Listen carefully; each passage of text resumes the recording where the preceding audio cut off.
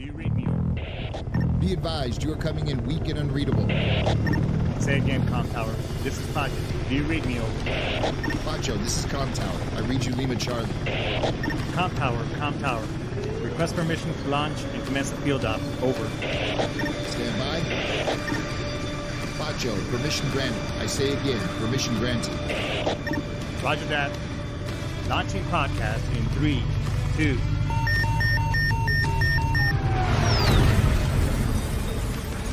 You are now entering the field op with your host, Pacho Correa, Chief Warrant Officer 3, United States Marine Corps retired. Get some. Hurrah!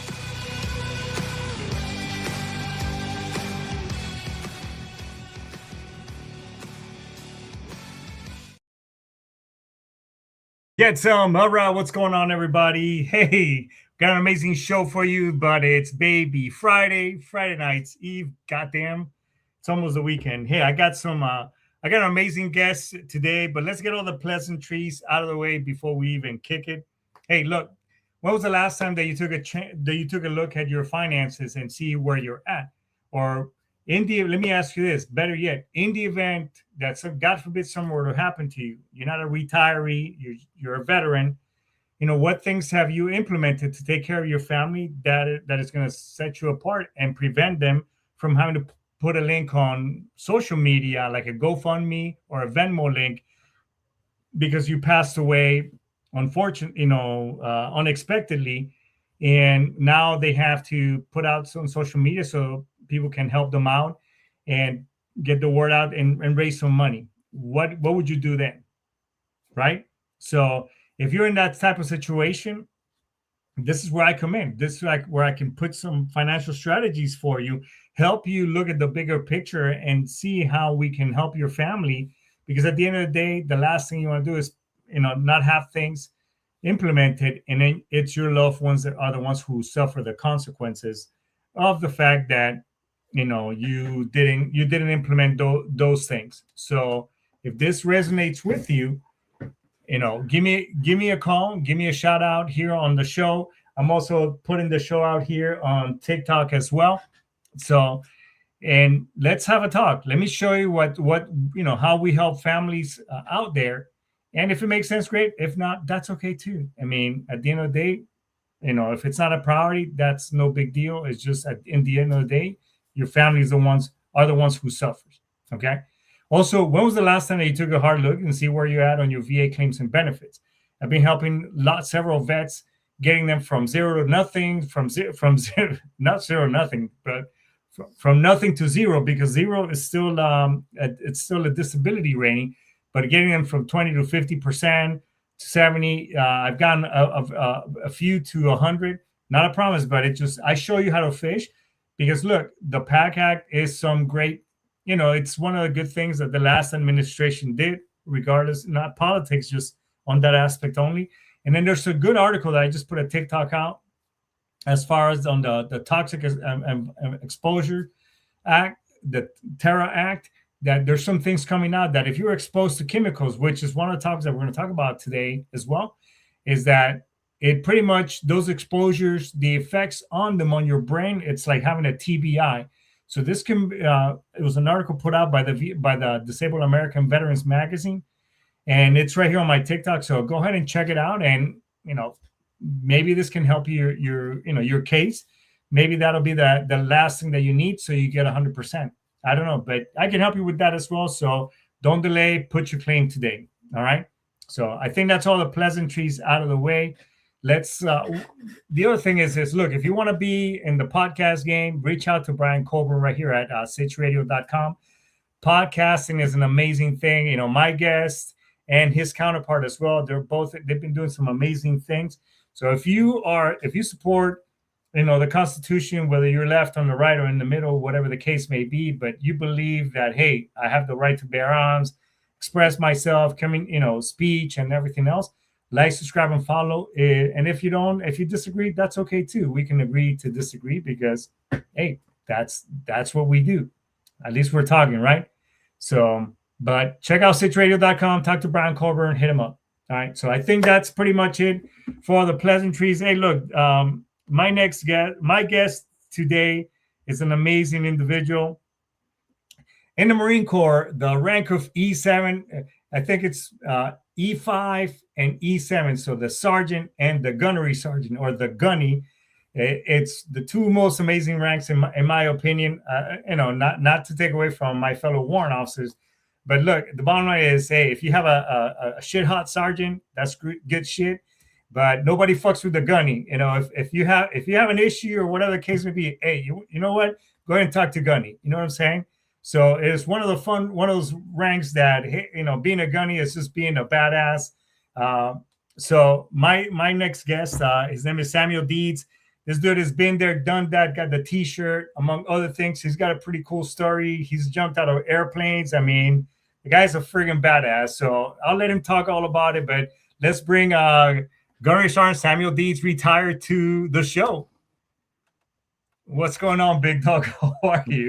I'm doing well. How are you? A little tired, a little jet lagged. It should be midnight my time right now. I'm back on the East Coast now. Just spent a few days over in Africa, so that jet lag gets you a little bit. Yeah, as I've gotten more seasoned, I don't want to say older, but as I've gotten more seasoned, going there is not a big deal, and it's like, okay, good, roger that, let's go. But coming back, it's like I'm out of commission for like a good solid week nowadays. Before I'm like, oh fuck yeah, let's party, let's go, whatever. That ain't the case anymore, dog. What were you doing in Africa? I got back at the house probably 9:40 East Coast time last night, and I want to say I didn't go to bed till after midnight, and I was still awake at 5 o'clock in the morning. Because it's 10 o'clock, 11 o'clock where I was in Africa, and it's like, oh man, yeah, this is the way my day is going to be. But no, we had a great trip. I mean, we were busy. We were up until 1, 2 o'clock in the morning, up at 8 o'clock in the mornings. We got 4 or 5 hours sleep every single day, just because of the constant moving of what we were doing over there. And I wish I could talk about it a little bit more, but we were supposed to do a tandem for a VIP, a high profile VIP, and weather got to us, and then just government. Senegal won the Afro Cup, right? So it's like Monday, the entire government shut down, so nobody was approving anything. And then finally, late Monday, it got approved, and we just got crunched up with time. We can't jump after dark for tandem skydives, so it's like, even in Africa, we still have to apply by the USPA guidelines for the United States Parachute Association. So I hate it for the client, but hopefully we can get it done for him back here in the States. That's awesome, dude. So what do you want? Gunny. Fuck it. We'll go with Gunny because that's a Gunny. So tell us, obviously you were in the Marine Corps. Just tell us a little bit about your Marine Corps career, MOS, where you serve, kind of, so to speak. Yeah, it's crazy, man. I had a unique career, if you will. Okay. I started off as a 0311 infantryman. Yeah. That's what I wanted to do from day one. I walked into the recruiting office and said, "This is what I want," and they're like, "We don't have it." I'm like, "How does the Marine Corps not have any infantry?" And at the time, I mean, being 18, 19, I didn't understand that, right? I was clueless to what was going on. And then I was like, I'll go across the office. I'll get a bonus. I mean, I may not like it as much, but at least I'll have some extra money. What did you score? But what did you score on you? Because I'm curious. What did you score on your AFQT 63. Okay, yeah, because usually the kids that score really high, it's like, Simon, I just want to be 03 hump a lot. Either you get me in or I'm out. And it's like, what the fuck? You can have any job, bro. Yeah, my line scores were good across the board. Right. I could have pretty much done anything. I mean, there's a few things I think I was limited to, but having that AFQT, the Armed Forces Qualification Test score of a 63, that just opened up a lot of doors. And then, when I say the line scores, for people that don't know, when you take your Armed Service Vocational Aptitude Battery test, it's mechanical, it's your mathematics, it's electrical. I mean, there's so many different tests that you take for your aptitude, and it basically lines up what you would do in the civilian sector. It gives you a good idea. And then once you sit down with your recruiter every single job field has certain criteria. So like you have your CL, which is your clerical stuff or your administration and stuff like that. So you have to be high there. You have to be high in your mathematics. It's nuts. But yeah, I didn't understand that at first, right? So they made a few phone calls and switched an aviation's job for an infantry job with a different district. And I ended up as an 03, which was great. Went to boot camp in June of 97. So dating myself a little bit, coming up on that 30 years next year. But boot camp at Parris Island, South Carolina, and then to Camp Geiger for infantry training. And then from Camp Geiger directly to Camp Lejeune with 2nd Battalion, 8th Marines. While I was with 2-8, we deployed to Okinawa, Japan, Pohang, South Korea, Port-au-Prince, Haiti for humanitarian support. We were the security element for the Air Force, the Navy, the Army, and the Coast Guard, their medics and stuff like that to do the humanitarian aid piece. And then, a couple stints to Bridgeport for cold weather training, cold weather operations, couple stints to 29 Palms, California for the combined arms exercise and desert training.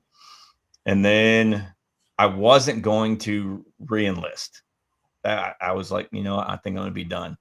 Yeah. And then I had a company gunny. I was a corporal at the time. I had a company gunny. He's like, how about you just stay for the float? How about you extend and stay for the float? So I was like, okay, I'll do that for you. And I went upstairs to see the sergeant major. And in so many terms, he said, F you, you have orders to LAR, have fun. So I went over to 2nd Light Armored Reconnaissance Battalion. Okay. I was going to get out, and then I did. I had a blast over there.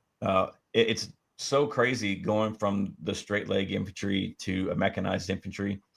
And a lot of the 03s that do that are coming from security forces or are coming from 8th and I. They never had any operational experience. They're always, guard duty or ceremonial duty or something like that.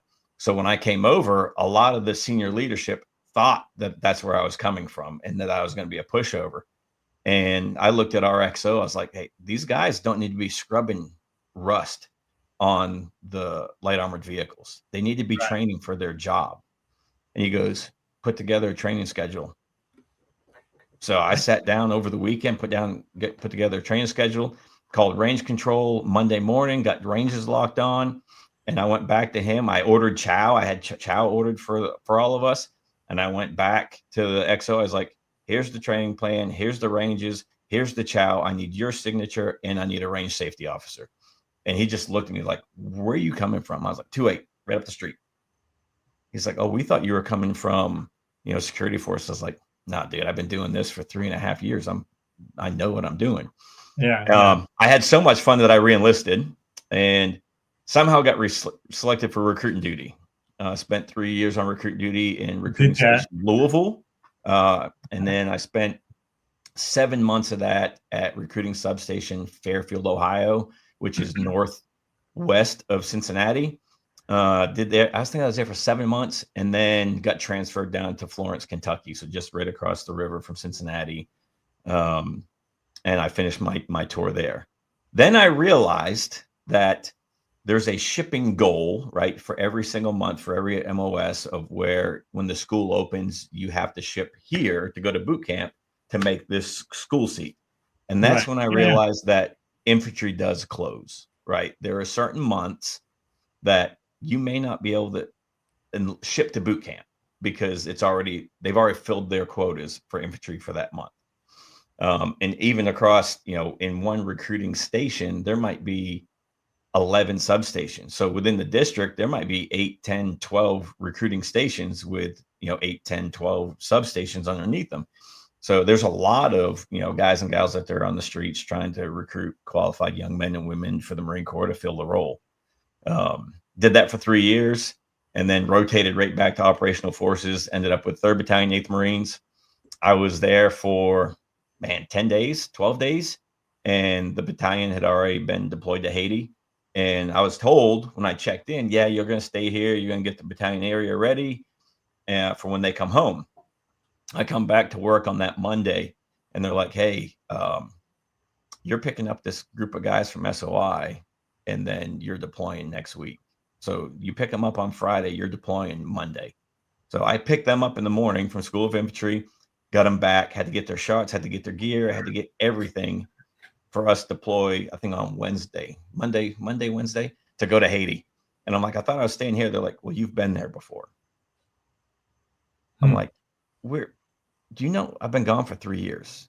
Do you know how much changes in 3 years? I mean, how much changes happened at Camp Lejeune? They're like, it's a third world country. It's not that bad. I'm going to tell you, from when I was there in 99 to when I went in 05, so much change. It's ridiculous. 5 years. I mean, so much has changed. I was like, this is crazy. This is unbelievable. Half the stuff. Buddy of mine who was in that whole thing in Haiti. I mean, when it was bad. Yeah. Actually, he ended up picking up warrant officer. He worked for me. I wrote him a badass fit rep. The guy was a workhorse, but yeah, he had some stories when you guys were over there. So, when did you end up retiring? Or I guess you were pushed out and stuff. Because I also want to get to, you know, the stuff that you currently. I don't want to let the kitty out of the bag because I want to. Yeah. So, deployed to Iraq in 05 with 3.8, and I got injured. Okay. Came back, and a year later I was told, you know, you can't be in the infantry anymore, but if you want to stay in, you can stay in. So I reenlisted with a lateral move option, and I went and worked on the V-22 for 5 years. So 2011 I got medically retired. I had somewhere around 30 surgeries at the time, mostly internal, and I think all but 1 or 2 of them I was either heavily sedated or knocked out. And medically retired in 11, came home, drew unemployment for a little bit because it took 2 years for my med board to come back. And when it came back quick, and I had nothing lined up.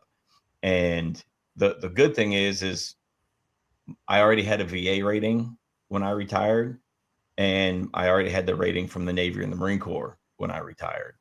But it wasn't where it should have been. In a lot of people's eyes. And then I got a security job working at DHL.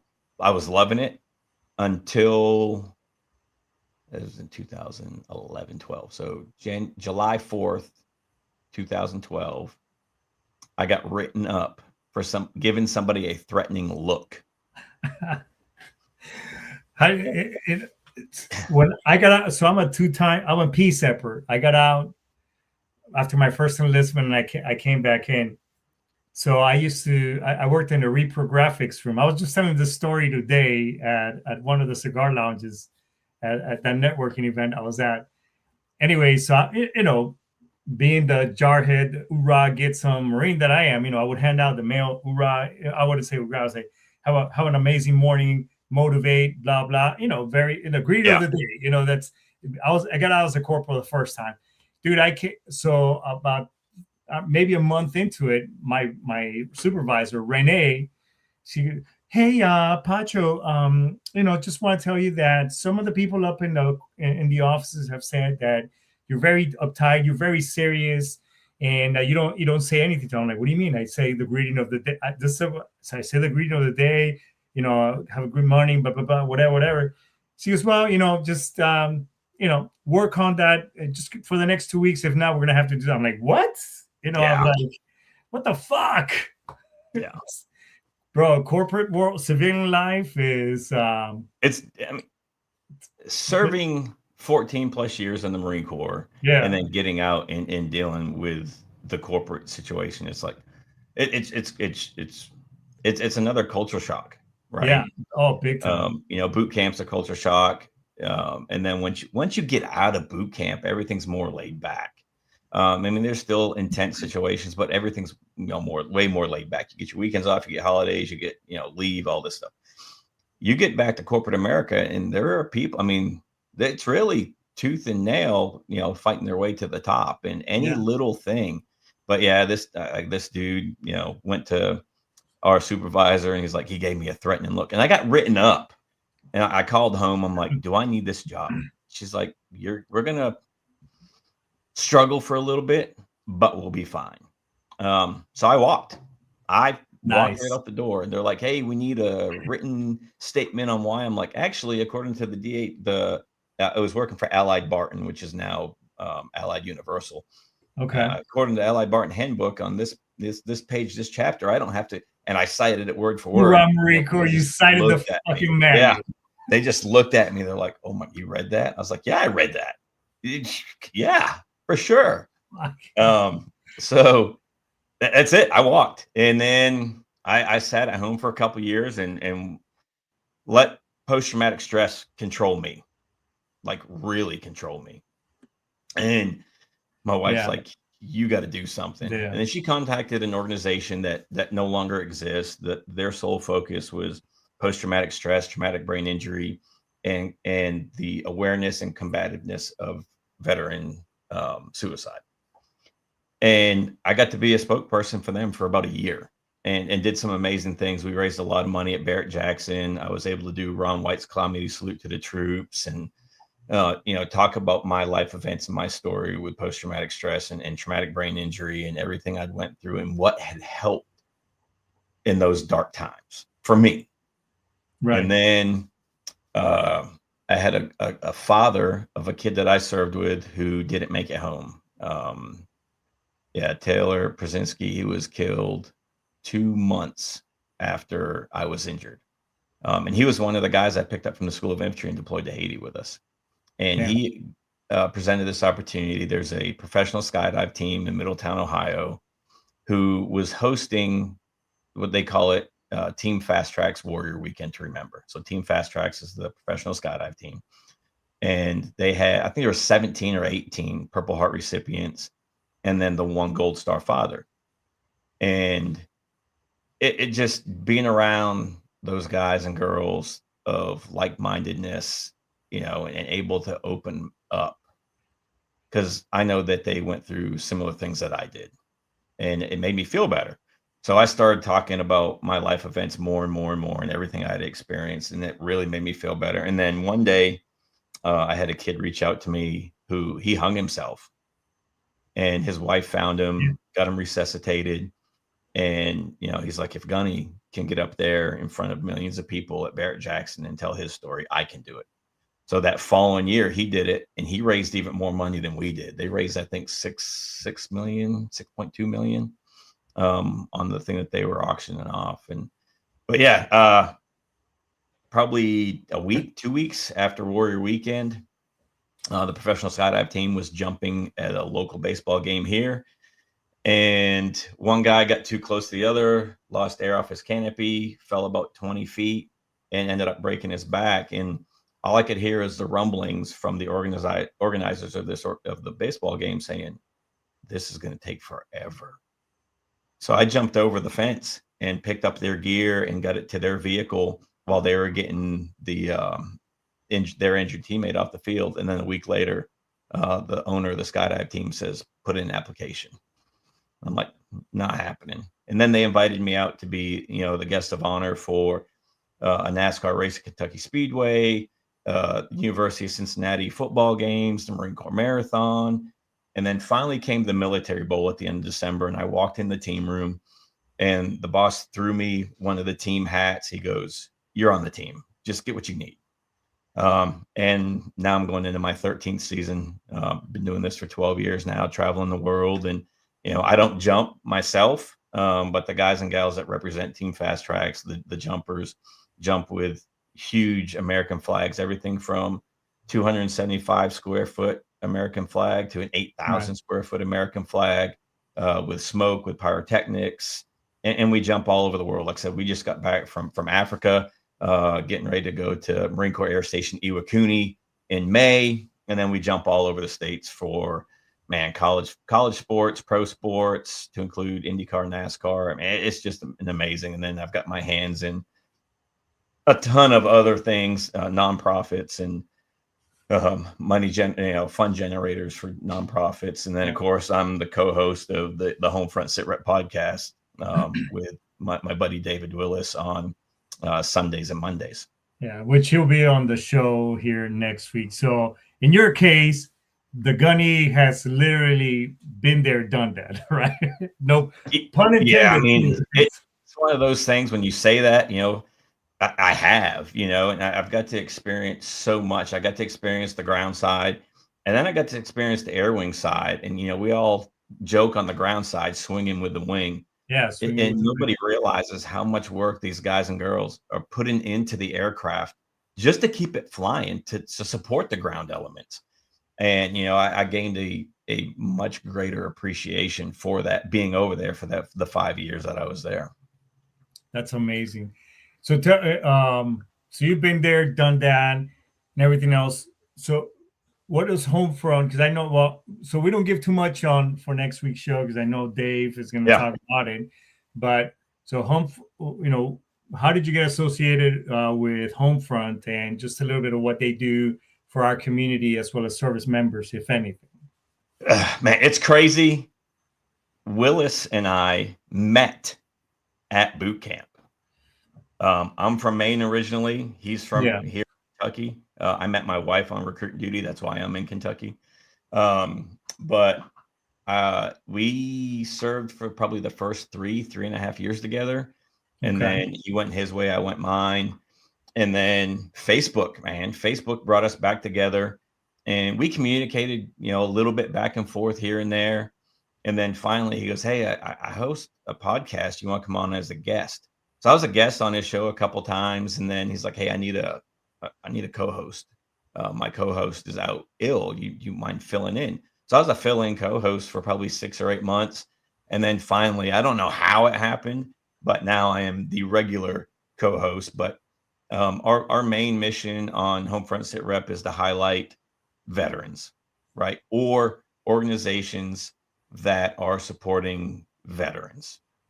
And it doesn't matter if you're a civilian running a veteran supported organization or what. We love to highlight, especially the mom and pops, those grassroots nonprofits that are out there, might be on the struggle bus, but are doing great things, or host 3 or 4 events a year in, we'll just say, Wyoming, but nobody's aware of it.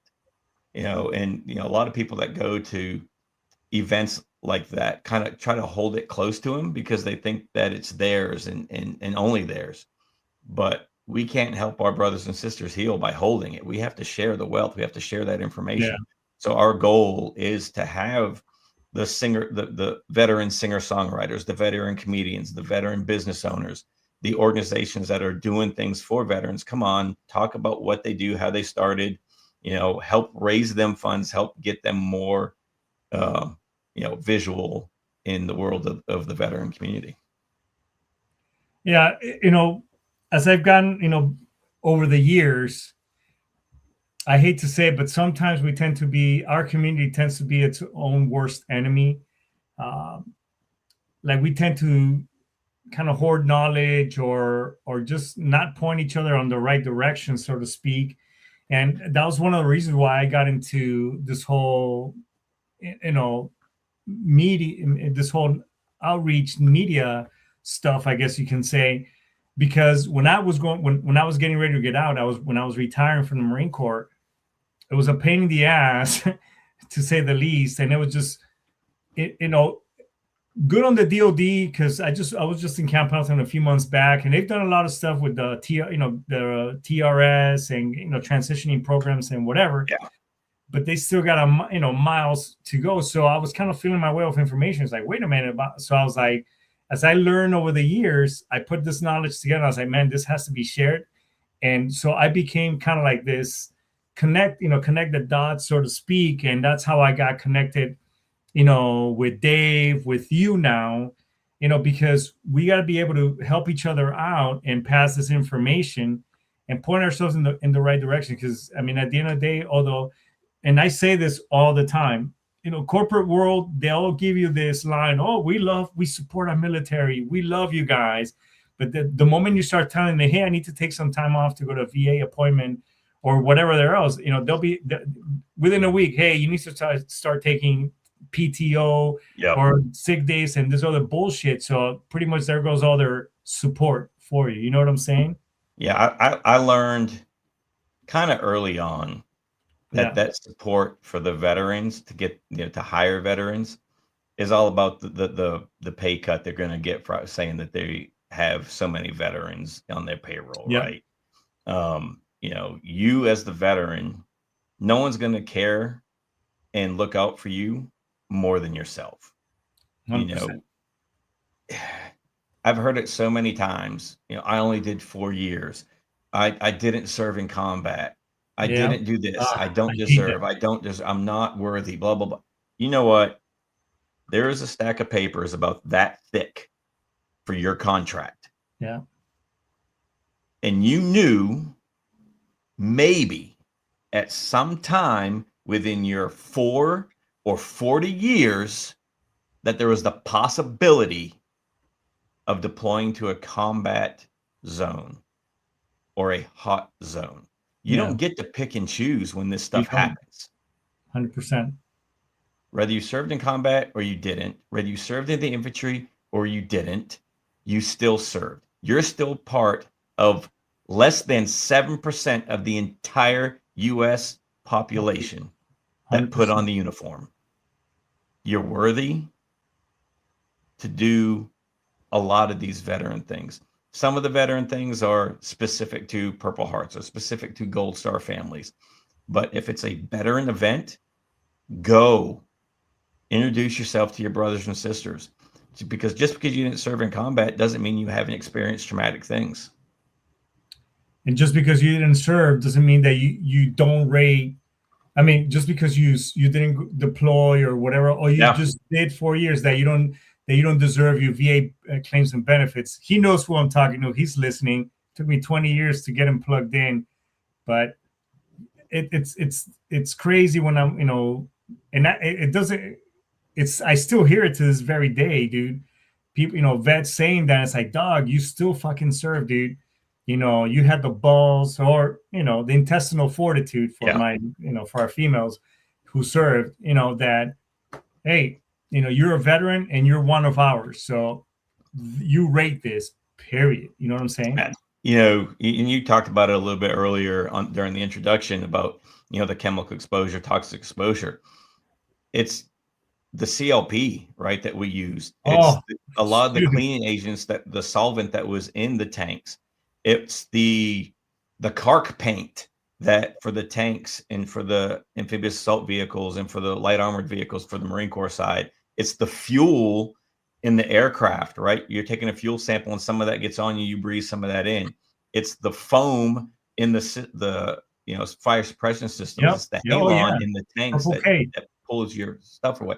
So, I mean, there's just so many things out there, running every single day, or for some MOSs once a week or once a month, but still it's a toll on your joints, your muscles, your ligaments, your cartilage, your discs. If you didn't have it before service and you had it after service, it's a service connected injury. Whether they give you a 0% or 100%, 0% still means that they'll take care of you for that ailment. Go get a rating, or at least attempt to get a rating. Don't attempt it on yourself. Get a veteran service organization or a veteran service officer to help you, and find a reputable one. You do not have to pay money to get a good rating. Yes, thank you. Yeah. And here's the other one, is the DEET that they soaked your cameras with before you deployed, so that you wouldn't get eaten by bugs, or the DEET, the shit that comes in the gray bottle that the you put little on your body, greenish gray bottle that you have to rub on yourself. Yeah, that stuff's nasty. And here's the other thing that I discovered reading articles, is that if you took doxycycline, malaria pills, any of that shit, which they were handing out in the Vietnam era, DOD already knew that the side effects that shit, it gave PTSD-like symptoms and side effects to those service members. So think of all our brothers and sisters that might have committed suicide, might have done other, gotten in trouble because of those side effects and the shit that that we've taken, man. Yeah, And it's and Angel made a comment here: the crap in the air in Iraq. a Right? hundred.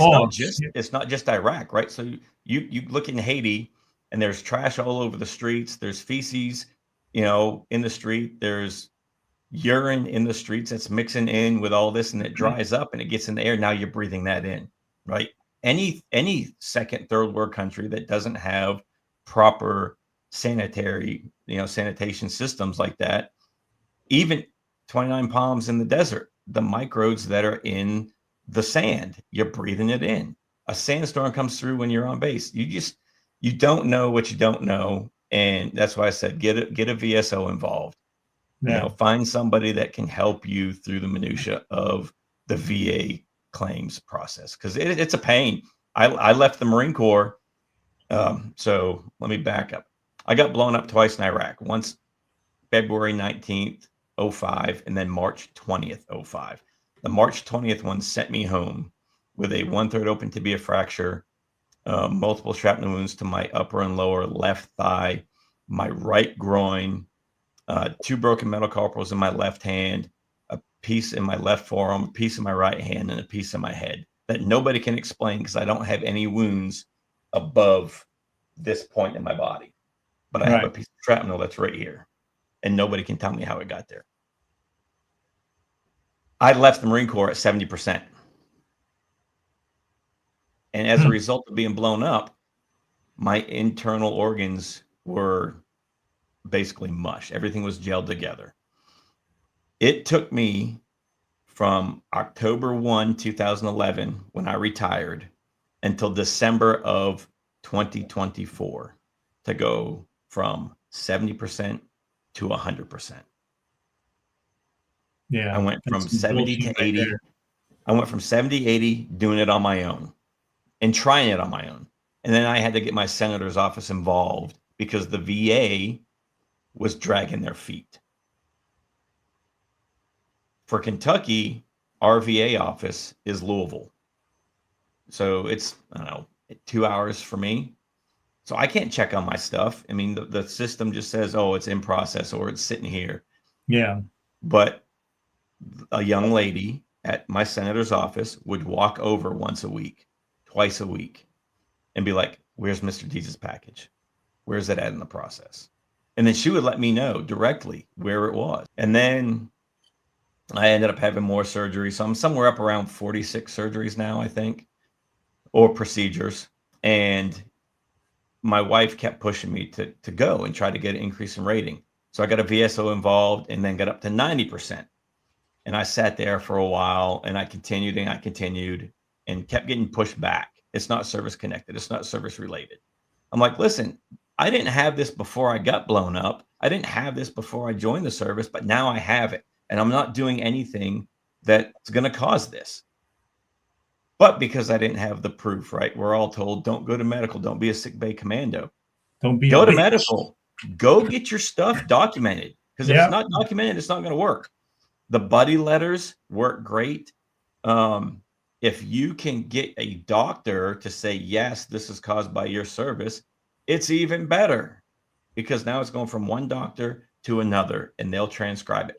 The doctor at the VA wants to see certain verbiage. The rater that's rating your stuff wants to see certain verbiage. And if that verbiage isn't in your day-to-day speak, you're going to have to use it in order for that doctor to understand where you're at. Because they have their little chart that they go off of. Right. And they want to hear certain words. And if they don't hear that certain word at 30%, you're only going to get 10. If they don't hear that certain word at 50%, you're only going to get 30. It's ridiculous on how they do it. And then now they're grouping, the TBI and post-traumatic stress, and it's TBI with post-traumatic stress or post-traumatic stress with TBI. Yes, some of the symptoms overlap, right? Some of them do this. Yes, excuse me. I got some henna from Africa still. Some of them overlap, but they're each different diagnoses, and they should be treated as such. Yeah. It's just crazy the things that I've had to learn and put up with to help other people get started, period. Right. Willis, he'll talk to you about tomorrow. I want to kick him in the nuts because he's been out longer than me and he hadn't started his process until a year and a half, 2 years ago. You got to start somewhere, and it's never too late to start. Yeah, no, and that's why, and you know, and by the way, if anybody needs help, I can help you through that language as well. You know, I'm not what I call a claim shark or anything of the sort. But Gunny, where can people? You know, we're kind of getting to that time frame. Yeah. But where can people find you on social media so they can reach out and know more about you? Because we're definitely going to have you back. By the way, holy shit. Can we just point out all the freaking coins you got in the background? God damn. I will tell you, I probably have somewhere that's not all of them. I've got another 100 plus in another room. I've been very fortunate to be in a lot of places with the team, without the team, doing nonprofit stuff. And there's only 2 coins on this that's behind me or over here that I personally have bought. And it's my 2, matter of fact, where's my finger? That coin right there and that one are the 2 coins I designed for myself. And of course I had to buy them because that's the only way you can get them. You know, I'm not sponsored by anything or anybody, but I have a lot of friends that travel the world and will pick up coins for me, or I'm speaking somewhere. Yeah. Like this one over here is from the commanding officer of the 160th. We do a thing for the Battle of Mogadishu every single year. But, you know, this one behind me is every single unit, ship, or training area that I had the honor of being part of and serving with, you know, 24 and 14 years. I don't think that's too bad. And then, you know, everything on this line, this one, actually from this line all the way up to here are coins that I've designed for people or organizations. And, you know, I've been honored to give a coin of every one that I've been able to design or help people with. I can tell that this is not the first time you've gotten that question because you just walked me through it with your finger. Well, yeah, so I'm looking. So these have changed a few times. So I'm just looking on the screen to see where everything's at. Matter of fact, this one right here is pretty special to me. It's the oh god, now I gotta look. The USPCA, so the United States Police Canine Association's regionals. There's a figure with a dog, so it's a handler and their dog.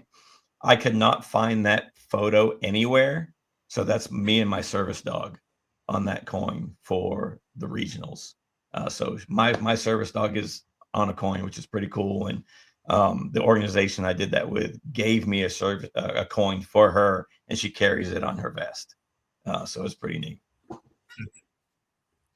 Gunny, where can people reach out and find out more about you? And by the way, we're going to bring you back because, I mean, this is a pretty good fucking show. Alra.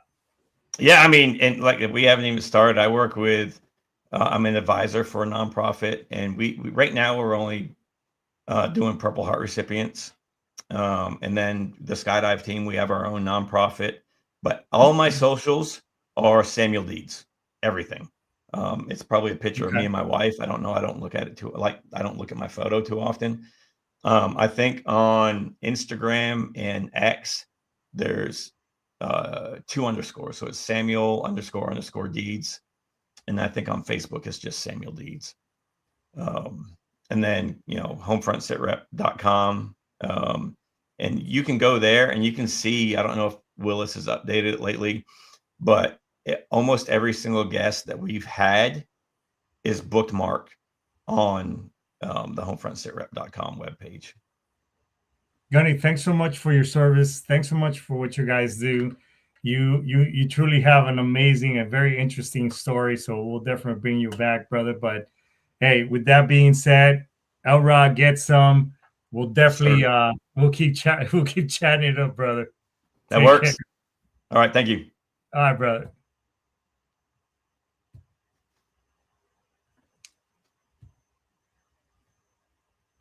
Well, hey, we had an amazing show. Gunny Deeds is quite the character and very interesting person. So we're definitely going to have my man back. Hey, huge shout out to everybody who turned in on TikTok, just playing with different things on social media, getting the word out. But like Gunny said, we need to be, we need to help each other out. We need to be that, like, form the net, that red, where we're all connected with one another, and getting, all of us excel together. We shouldn't be, because at times we do tend to be our own worst enemies. But listen, before I sign off, I always say that if you've been struggling with, your demons, you're going down the rabbit hole where and all the other things from the past are coming back, and you just can't seem to get yourself out. Let me be that last phone call. Let me be that last text. Let me help you off that ledge, because at the end of the day, we just can't be the ones, adding to that 22 a day statistics. So, reach out and do a buddy check too. Don't forget to check out on all your buddies if you haven't heard from them in a while. So, but I think this is a pretty cool place to index our field ops. So with that being said, everybody, thanks so much. Ice Tomas, Dice Key, Alra, get some, and I'll see you next week. Bye-bye.